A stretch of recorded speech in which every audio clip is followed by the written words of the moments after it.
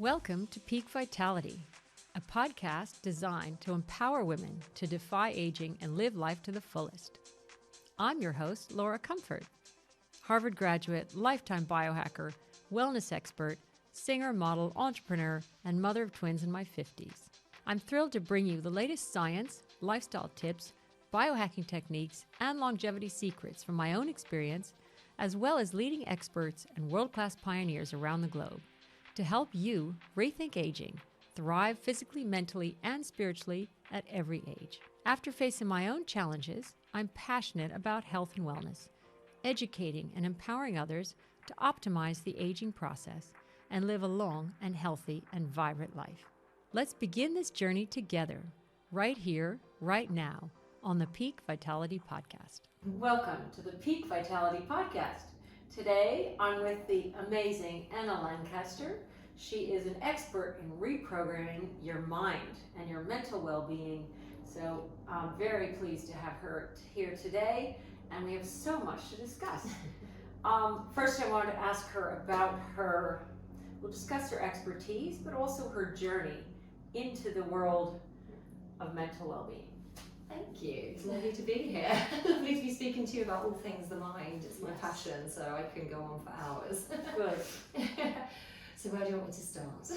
Well, where did your journey begin? I know you started a bit in marketing, and you have a diverse background, as do I. And so what was there? I think you said there was an injury at some point in your life, and that's when you discovered the power of the mind. Yeah, no, totally. So I worked in marketing. I had an agency for theatre, film and fashion, so entertainment. And I was always I was engrossed with the psychology of it, like what made people buy things, what made people want them. And it's all to do with the feeling, how it made them feel, if they're inspired by it, why they would want to do it. But then when I turned 30, I had a spinal leak, so it was horrific. I couldn't stand up for more than 20 minutes. I had to lie horizontal.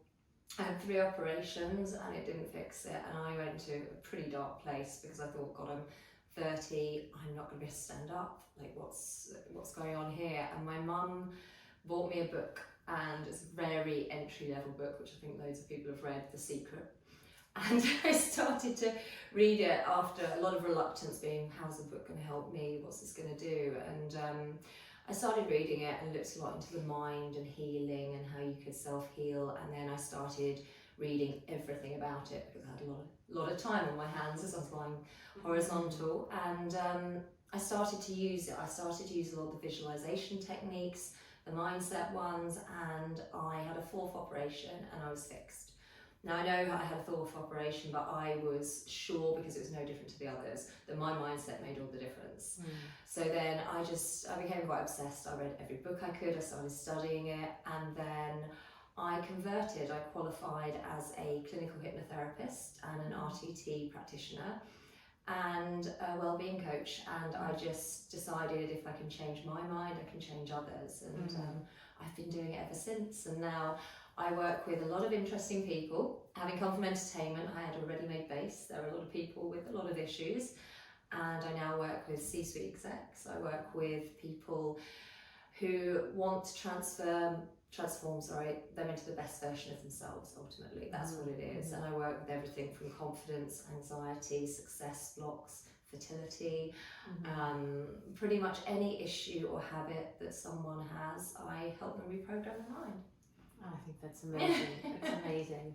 And I was just thinking, you reminded me when I was in, actually I was at boarding school, probably 16 years old, and when I started harnessing the power of visualization, because I was a track and field athlete then, and I remember I visualized the perfectly executed long jump, or winning the hurdle race, or I visualized myself at Harvard, even though at that point it was such a long shot. And I literally feel like I willed my way. I visualized it into reality. Totally. And once you harness that power, it can change your life in extraordinary ways. And I think mindset that you were talking about, and how, as a biohacker, we all know that you have to treat, especially women's bodies, in a holistic integrative fashion, and it's all connected. They're all incredibly complex, beautiful systems. And I always start with the mindset, because that is, you have to say to yourself that I can do it. Absolutely. And if you so much on the path of perfection, like we were discussing it earlier, sometimes you'll never get off the starting block. Whereas you have to embrace progress and not just perfection. And you need to tell yourself, like if I'm with clients and I'm talking about biohacking, and some people will say, you have this negative self-talk. Oh, I can't cook. Oh, I don't have time to work out 3 times a week. Or, oh, I don't. As soon as you say that, you're limiting your potential. And so you have to almost turn it around and be like, no, I'm not just working out. I'm training. I'm an athlete now. I'm a biohacker now. I can do this. And those positive self-affirmations, sometimes they feel a bit awkward at first. But it's so important that you visualize, I am strong, I'm divine, I'm healthy, I am powerful, I am vibrant, and it can change your actual biology. Yeah, absolutely. It changes your biochemistry. It's that thing. I mean, your mind listens to the words you tell it and the pictures you make in your head. Those two things are so key. So visualization works so well. I mean, you were saying, athletes, Cristiano Ronaldo literally visualizes all of the different plays he can do every time before he does a match. And also he tells himself, if you ever watch YouTube, you can see him telling himself, you can do this, you've done this a million times before, you've got this. Those words, those pictures, you're telling your mind, if you say you can or if you say you can't, you're right. Like whichever one it is, your mind will follow that and take you to there. I think you're right. Actually, I read the other day that there are a lot of, I think, elite athletes who have a quiet meditation or moment to themselves before an important match. And the visualization is key. And I think, that'll help you achieve whatever goals you set in life, and whether it is a health crisis or it is a fertility issue. When I had for years struggled with fertility issues and was told, go home, you're too old, your percent is too low, we're not going to help you. I was like, no, I'm not going to stop, because I just knew I was going to make this happen, and at some point I was going to be holding a baby. And that's it. It's the pictures you told yourselves, and the visions that you had, and that belief that you could have, because your mind, your whole reality is created from your belief system. So if you believe you can do something, you will. If you believe you can't, you won't. And that picture, you're telling your body, you're telling your mind that this can happen, and it gets you towards it. I've worked with a lot of unexplained infertility in the past. I was a bit reluctant when I first started doing it, because I didn't want to give false hope and to work with people and for it to be like that. And I always felt, I guess, a bit bad saying you will get pregnant, but they need to believe it.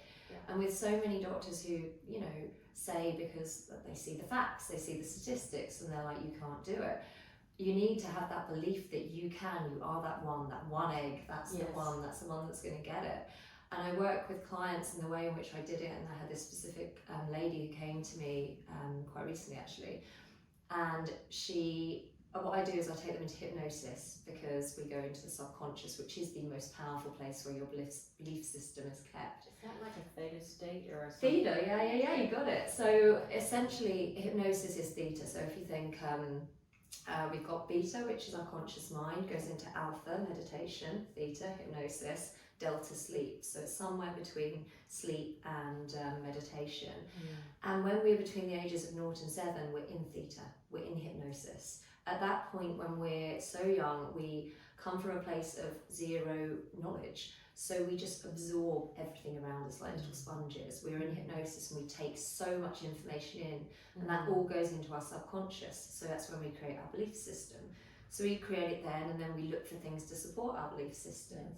Like in twin studies fascinate me, but if you get one, often parents do this and they're like, you're the clever one and you're the sporty one. They like to give them an identity. When they get that identity, they look for things to make it true, and you'll find the sporty one tries harder at school, does more sports, so becomes the sporty one, and the clever one will get an A, work harder, become the self-fulfilling prophecy. Totally, and it's when it's from that identity. So with this lady, I took her into hypnosis, into theta, and we went back there and we regressed to different scenes.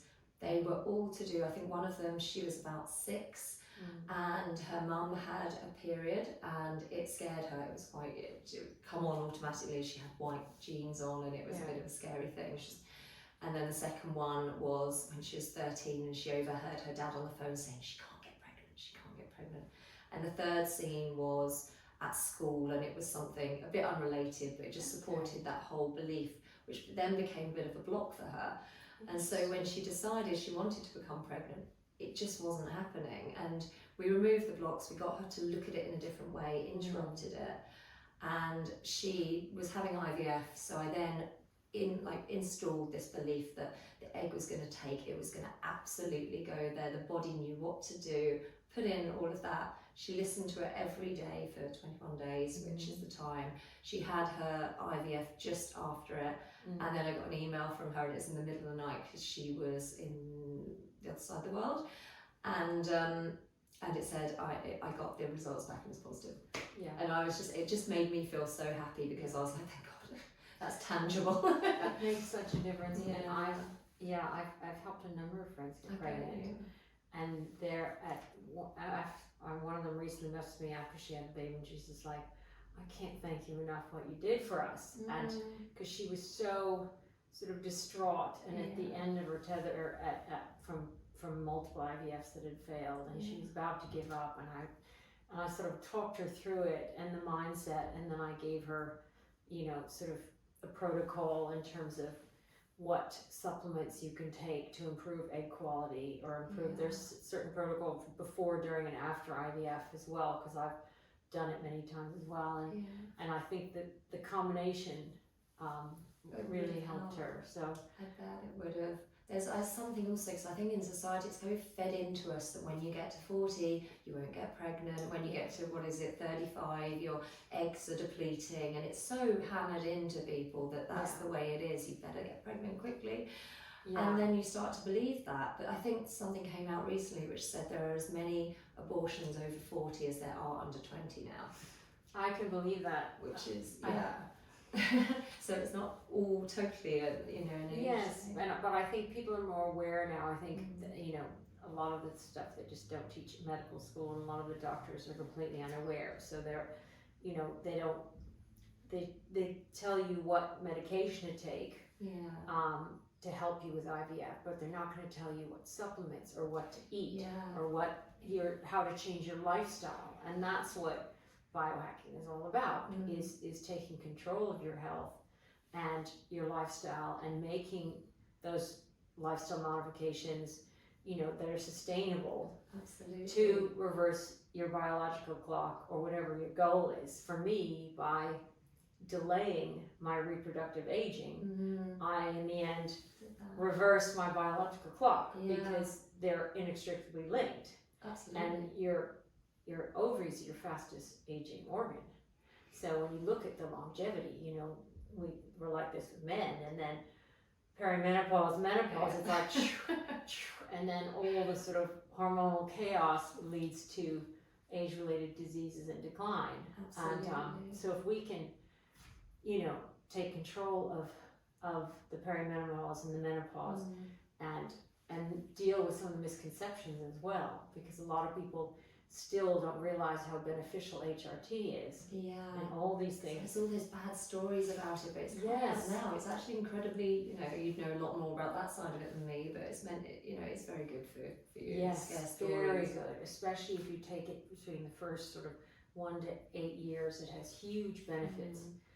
And not just to your health span, but your lifespan and everything. And I like to call it fun span, which is where your sort of fun years. Yeah. You still have a badass attitude, and you can, and then libido and energy to, have kids or start a company or whatever you want to do. And I think now we have a lot more sort of role models and examples of women who are starting over again after divorce or after whatever, and hitting their stride after 50. It's so true. I mean, you even look at Demi Moore and all the awards she won, and that came from her belief. Her belief being, before that, she was a popcorn actress, that she would never be good enough to hit those awards to get the serious roles. Again, those self-limiting beliefs. Exactly. And then when she changed that, switched that, and she did that amazing film, The Substance, and she did the board. She should have got the Oscar. I loved her. But it does show, like, even Trinny Woodall, she's nailing it at the moment. Yeah. Well, it started with, like, Martha Stewart and so many others. She pivoted, didn't she? Was she in finance after 50. before that? Yeah. So, I think it's all fascinating, and I think now, yes, we're seeing more and more examples of people who are starting over again and turning things around, and it's wonderful that you provide some of the tools to help people do that, because it's so easy. Even sometimes I still catch myself going back to that victim mentality or whatnot, and then I start like, no, I'm not in that place anymore. I'm not. So it's hard, it's not easy. I mean, I think using all the tools you can with people, I think a lot of things, like, you can be going along fine, and certainly as a woman, when you get to a certain age and you think, God, is this me? Or you go for a divorce or a difficult time, and it's easy to drop into that. Because you have a trigger sometimes. Totally. So whether it's my father's infidelities with my mother, and then whether my previous history, and then you're like, no, it's just a trigger. Exactly. It's not reality. And it's amazing how you really have to question your own thoughts. Yeah. And to me, that was such an eye-opener. I was like, really? Yes, that's maybe not reality. Maybe you're making that whole scenario in your head and creating a drama out of nothing. Totally. I mean, our reality essentially is based on our belief system and the way we think about things. Because if we are both at an event, your perception of it, my perception of it will be very different. Yeah. Like, we can add immense pleasure to things or add immense pain to things just through our belief system. So I often use the example of like an injection. Nobody loves getting injected, it's a bit painful and that. But if the pictures you're making about it are a woman who's having Botox, she's going to be like, get those needles in. Or a man who's having a tattoo that's all up his arm, he's like, yes, get me there, the tight looks great. Or, people... I'm trying to think of taxes right now. How can we turn that around? Oh yeah, they keep the streets clean. Exactly. So take my money, take it. But it's that the vision in which you're making things. And positive spin. Yeah, I've always said good vibes only. As well. And it's that energy, good thoughts have a higher vibrating energy, negative thoughts have a very low vibrating energy, and that affects how you feel. Like, your conscious mind is only 5% of your behaviour every day. Your subconscious mind is 95%. Wow. So if you imagine that, I know, so your belief system, and a lot of it was created between the age of 0 and 7, is driving 95% of your day. Your conscious mind is only driving 5% of it. So often when things don't work out the way we consciously want them to, it's because our subconscious programming doesn't align with our desires and the way we want to be. So it's when you can notice that's happening, look at the belief that could be there that's stopping you from reaching it, and then start to change it. And it's a lot more difficult consciously to do it, because, like you're saying with affirmations, your conscious mind is very critical. So when you're stood in the mirror going, I'm beautiful, I'm intelligent, I'm kind, you don't necessarily believe it. It's so much easier to sit there and believe the negative stuff. So when you say to yourself, God, I'm crap at this, I'm awful, I'm shit, that you feel it. Yeah. Now, your subconscious mind is your feeling mind, your conscious mind is your thinking mind. So if you're feeling those things and you're locking it in and repeating it, and that negative language, it's going to go in. Whereas when you're saying the nice stuff, we often wonder why affirmations don't work. It's because we don't feel it. So the key is to do a really strong visualization. Imagine yourself where being you have the emotions. Exactly. And when you have those emotions and you say that, it locks in easier. Did you read that study? What was the Japanese scientist Makamoto? Oh, the water, yeah.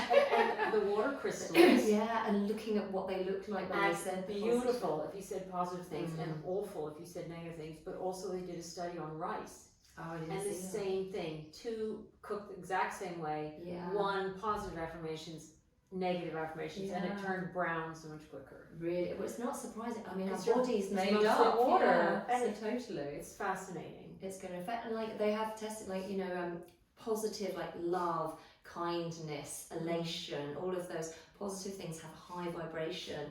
Like fear, doubt, shame have a low vibration. And when you have a thought, whatever thought that is, this is why ruminating ones often come in. When you have a thought, positive or negative, you'll have another one that joins it exactly the same. I think it's 17 seconds, and then another and another. And if you can stop yourself and try and get like an Instagram algorithm. It is. That's what I don't want. Exactly. No, do you know what? That's exactly They feed off you. They do. So when you have one, you'll get another one and another one and another one. It's like, yeah, it is. But and that's so why the makers of most of these sites will not let their kids go on it. They won't. They won't. Because of that negative algorithm. Because if you put something bad in there, you're just fed it. Yeah. And but also we're in just such a different world now with social media. I mean, it's terrible for your ego if you're if you start getting served. And I think that's the thing, because there's so many fake images on there, as in people have adapted themselves. You know, I've done it myself because I know everyone else has, and I know that will just look awful if I put up with me that doesn't have a slight filter over it. But it's so negative, it is so bad for us all that we're kind of comparing ourselves to unrealistic realities or unrealities as such. It's such a difficult thing as well, because the whole dopamine debate with it as well. I mean, I'm certainly, you know, I've got a child, he's 11. I didn't want him to have an iPhone or anything like that, but then all his friends do. Yeah. And I'm like, well, I don't want him to be left out. Yeah. So it's that really difficult balance. I mean, he has it for certain periods of time, mainly for safety and connection, but I just know there are certain apps I won't, like TikTok and that, the dopamine hit they get through that, the short form. I know so many children who don't like to watch long films anymore because they just can't, you know, they can't even hold a conversation, much Yeah. less write a letter. I know. I mean, everything I grew up with has gone out the window. But I, obviously didn't have a phone, and I was, running around in the countryside and no entertainment. Nowadays every child has an iPad and a phone and everything, and it's instant gratification. Totally. I remember my daughter was at a day school in London. Yes, it's just hours on the phone, and then she wanted to go away, change schools, and so now she's at a boarding school. It's weekly boarding. Yeah. And they have no phones during the week. And she's on 3 varsity sports. She does sports all day. Yeah. She comes home on the weekends, and then on the weekends I'm like, yes, if you want to see your friends, and we obviously sort of have some boundaries and some rules in terms of safety and communication, all that stuff. But she's a totally different child.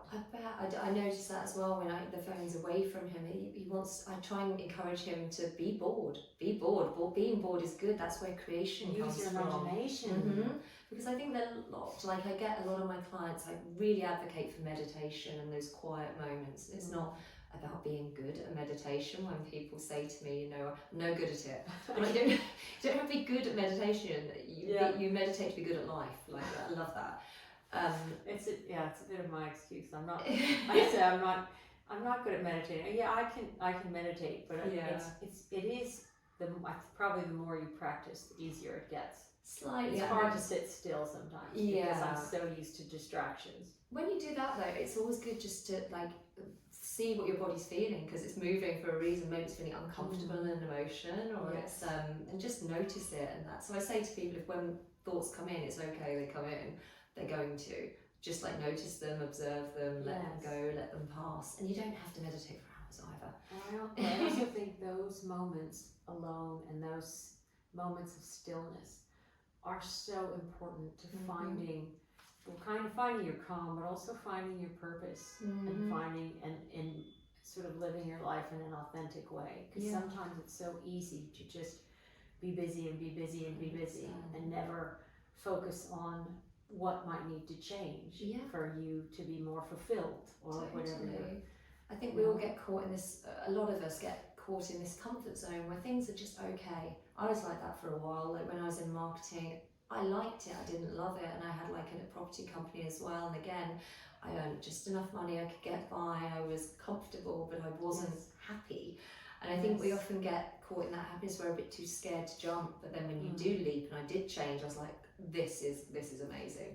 It was scary. It's like, I can't remember, someone said feel the fear and do it anyway, type thing. Once you put yourself out there. And I think I was on a treadmill, literally and figuratively. So I was always a runner, and you're always sort of in search of perfection. And I had to whatever, get a degree, do this, do that. I started work at 5:30 a.m. and constantly sort of running on that treadmill, trying to live up to other people's expectations and these idealistic goals. And sometimes you really have to, and it was doing a disservice to my physical body, because I had zero period, zero body fat. That's when I had this sort of the fertility wake-up call, where I'm like, wait, I need to nourish my body, and I need to learn about healthy fats. And that's when I started learning about the functional mushrooms or adaptogenics, and all the things that could actually benefit my body, and the right nutrition and the right exercise, but also the right mindset and self-care and stress management. And I don't think, when I grew up, it was like, I didn't sleep at all last night. You know what I mean? That's a sign of productivity. Now I'm like, oh no, I didn't get enough sleep last night. God, I know. I mean, I work with sleep a lot, unsurprisingly. I mean, it's so key. You can have the best level, everything be going right, the best mental health, but if you're not getting those 7-8 hours sleep, you will be so affected. And I try not to scare my clients, but I kind of lead them into that. To feel the best you can about yourself, you need to be getting good quality sleep. Yes. And it's so regenerative. That's when you create your growth hormone, and that's when the body, it works itself. But also, I mean, obviously with the it regenerates all the bodily functions, but the mind, it's like A&E for the mind. When you go into that REM sleep, it literally it kind of, any emotions that are difficult that day, it pulls away the pain as such. So when you wake up the next morning, you feel better after a night's sleep. Bit of a refresh button. Yeah, you feel better after the REM sleep, and it's so powerful. And then it helps memory, mind, all of that. Yeah. So it's so important. And I think we value our sort of cognitive functions, especially now as we get older too. So totally. And that's where mindset and biohacking and all this stuff is so important. It is. I mean, I always look at my clients as a 360. I've been doing it myself, which is why I'm fascinated by everything you do, because looking certainly at NAD and the effect that has, and the other things. When I have my clients, they come to me with one thing, then you can help to make them the best version of themselves. Like, I mean, I say to them, you can't be Beyonce, you probably want to be her, but like, you can't be her, you can be the best version of yourself. What does that look like? Yes. And work them towards that. Yes. And speaking of stress, and realizing how much of a killer stress is. It affects all ages. Absolutely. I remember reading, I can't remember which study, but even it was something like 18 to 24-year-olds or whatever, what huge percent are stressed because of comparing themselves to others, and also other people's expectations, and then it's kind of just can get worse. It is, and it's like, it is what you're saying about perfection. There's no such thing. Like, perfection doesn't exist, but when we're striving to be perfect, it's such a false reality, because it cannot happen. You can't ever reach that perfection. It doesn't exist. And they're moving ideals. If you look at even the ideal beauty 10 years ago was different, so completely different than it is now. And so I think a lot of it's easy to sort of fall into that perfection trap, and instead you really have to embrace progress. Exactly. And that's focus on your own path. Exactly. And it's progress, and it's the journey. Like, this often happens with people. They're like, I'll be happy if this happens. I'll be happy when I achieve that, when I have the car, when I get the job. Yes, and then they get I did. I think everyone does, but when you put your happiness on that and you get it and you're still not happy, it feels even worse. Yes. Then you're like, well, I guess I asked for this, but no, it's true. So it's all about you. When you come from a place of happiness and you can feel that feeling, and we all can do it. Like, you can do it by visualizing and imagining, feeling that feeling now. Like, if you had the car, how would you feel if you had that? You don't want the, I mean, the car's nice. What you want is how that makes you feel, really, ultimately. So you can start by just getting that feeling, harnessing it, coming happy from within, which sounds a little twee, but actually that's what works, because you don't, all the things are nice, but they're not really going to make you happy.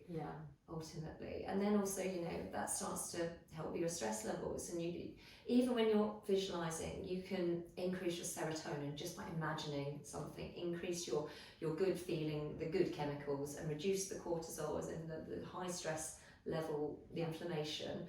It's so easy to do that if you can start to visualize and imagine and feel that feeling. Even, I was just thinking libido, but no, you can. The power of the mind is incredible. It is what everything. And especially for women, you can't just focus on that.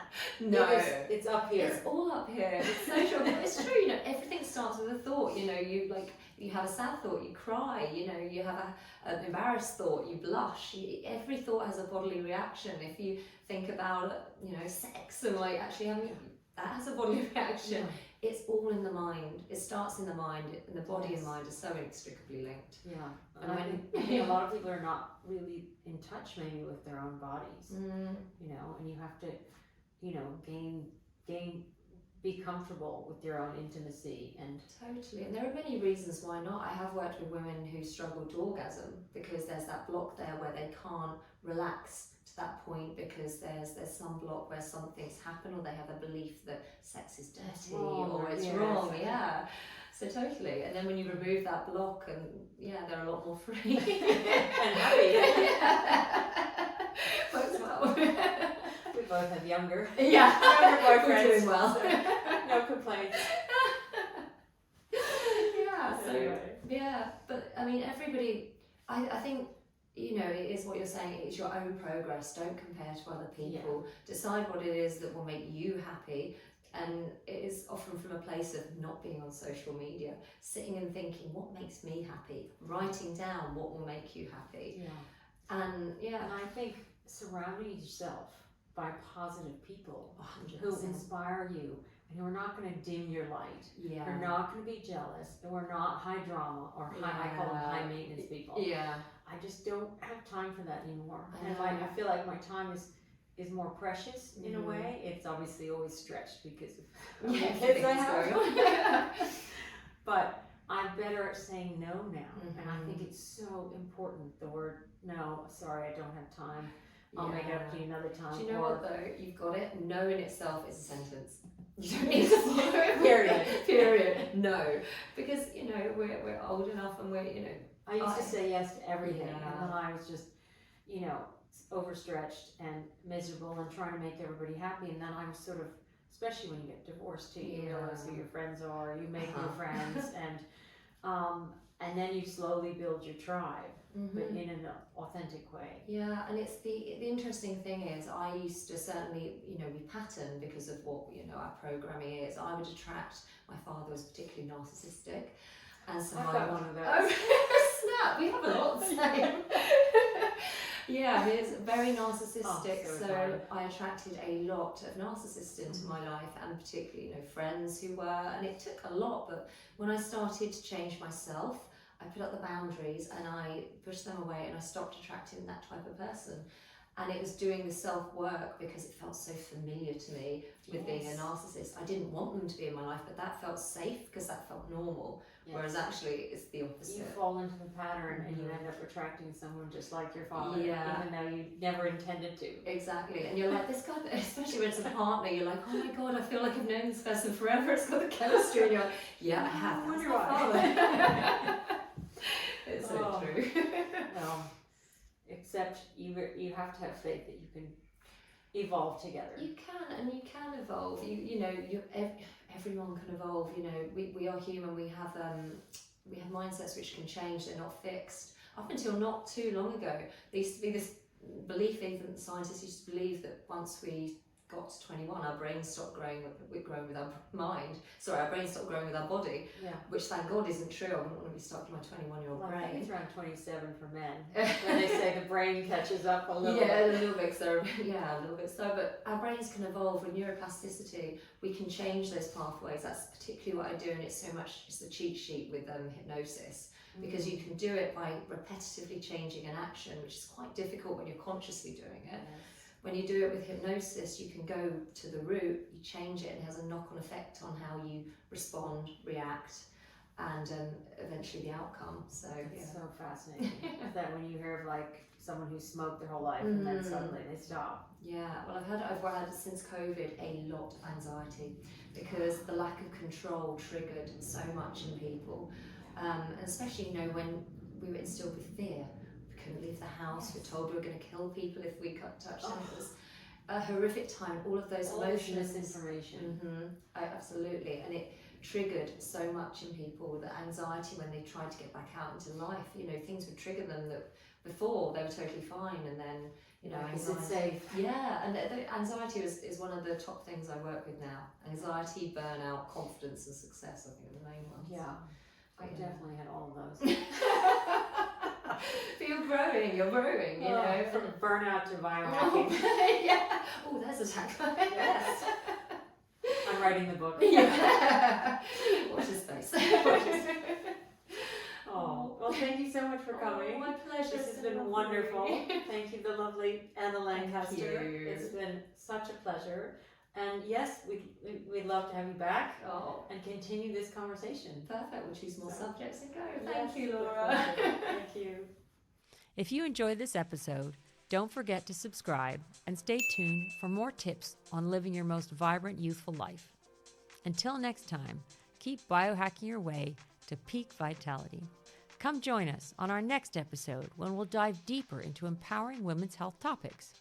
And for those of you who want to take their health and longevity to the next level, you can take my free Biohack Your Life quiz to find out, is your lifestyle adding years to your life or taking them away?